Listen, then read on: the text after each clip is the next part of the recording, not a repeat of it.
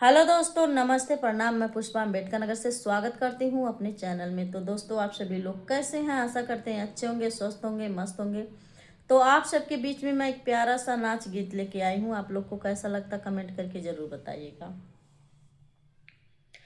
रहिया बाटी हो रहिया बाटी, कहीं गिर गए झूलनिया। रहिया बाटी, कहीं गिर गए झूलनिया। रहिया बाटी, पाँच पचास का हमारी झूलनिया। हमारी झूलनिया हो हमारी झूलनिया। पाँच पचीस का हमारी झूलनिया। हमारी झूलनिया हो हमारी झूलनिया। वो हमें जे लागल 1000 पाती।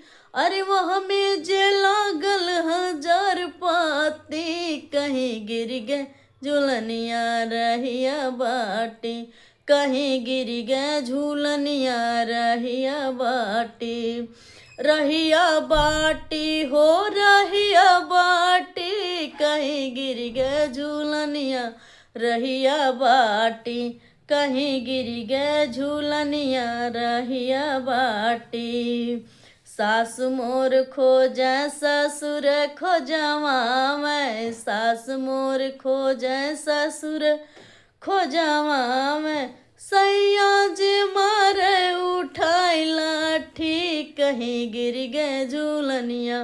रहिया बाटी, कहीं गिर गए झूलनिया। रहिया बाटी, रहिया बाटी हो रहिया बाटी, कहीं गिर गए झूलनिया। रहिया बाटी, कहीं गिर गए झूलनिया। रहिया बाटी, जेठ मोर खोजे जेठानी खोजवा मैं। जेठ मोर खोजे जेठानी खोजवा मैं।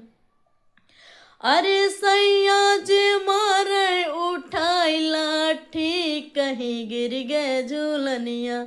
रहिया बाटी, कहीं गिर गए झूलनिया। रहिया बाटी, रहिया बाटी हो रहिया बाटी, कहीं गिर गए झूलनिया।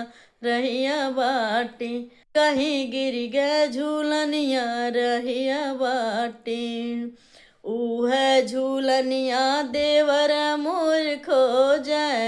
है झूलनिया देवर मोर खोजे। सैया जे मारे उठाई लाठी, कहीं गिर गए झूलनिया। रहिया बाटी, कहीं गिर गए झूलनिया। रहिया बाटी, रहिया बाटी हो रहिया बाटी, कहीं गिर गए झूलनिया।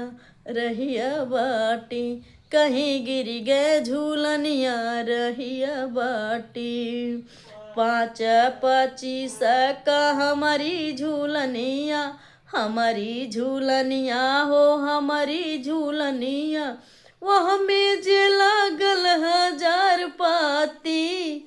ओ हमें जे लागल 1000 पाती, कहीं गिर गए झूलनिया। रहिया बाटी, कहीं गिर गए झूलनिया। रहिया बाटी। दोस्तों, हमारा गाना कैसा लगा कमेंट करके ज़रूर बताइएगा। आप सभी का बहुत बहुत धन्यवाद।